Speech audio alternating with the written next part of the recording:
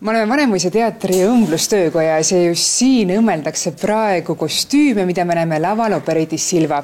Kasutatakse siis selliseid hästi luksuslikke materjale nagu samet ja siid, on palju tikandeid, pärleid, sädelust, et kõik ikka laval võimalikult efektne välja näeks.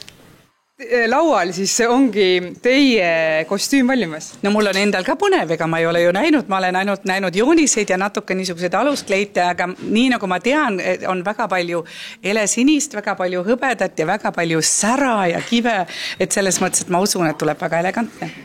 Kaua selle lavakostüümi tegemine teil aega võtab? Siin mitu inimest teevad ju, lõigatakse siis need kaunistused. No jah, ma arvan, et nädal ikka kõik kokku. Anneli paneb ise kõik see kostüümid särama, et on ise juba särav inimene. Kusjuures särava ooperilaulja jaoks on see esimene kord karjääri jooksul, kui ta astub üles Eestis lavastuse koosseisus.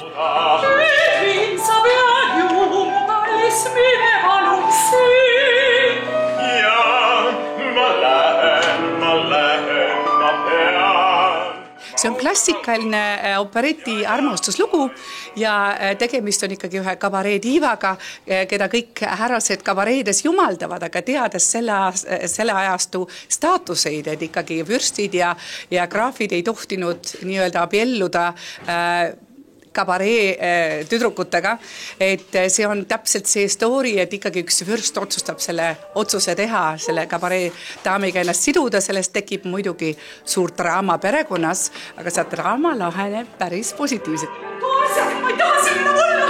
Ma tahan olla! I know that here in Vanemüne was not done for many, many years, the entire piece. And I think it's nice to bring it back with an operetta that has a lot of fun. It's very lively. There's a lot of dynamic. There's beautiful music.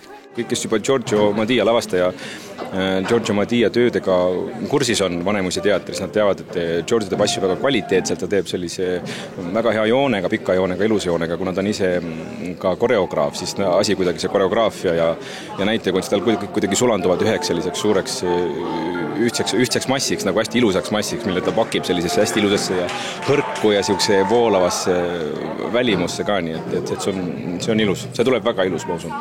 Anneli Peebo on varasemalt Silvana laval üles astunud nii oma koduteatris, Viini rahvusooperis kui ka Ungaris, kus see operett pärineb.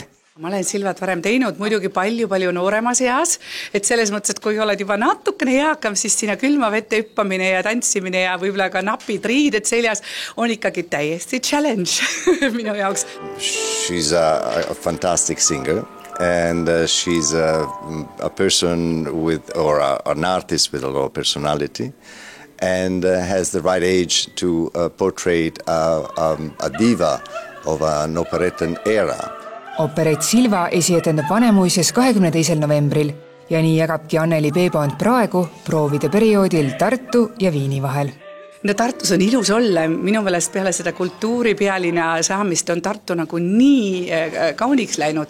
Siin on palju noori, kui sa tänaval käid ja mulle meeldib ka selle teatri feeling, sellepärast, et siin kõik on nagu ühes koos ja ta on kompaktne väike, meil on väga tore trupp, meil on 2 koosseisu, väga palju inimesi ja publikule kõik tuntud nimed Eestis, selles mõttes, et kokku on toodud ikkagi koorekiht ja mul on hea meel, et me saame publikule sellist ilusat asja pakkuda.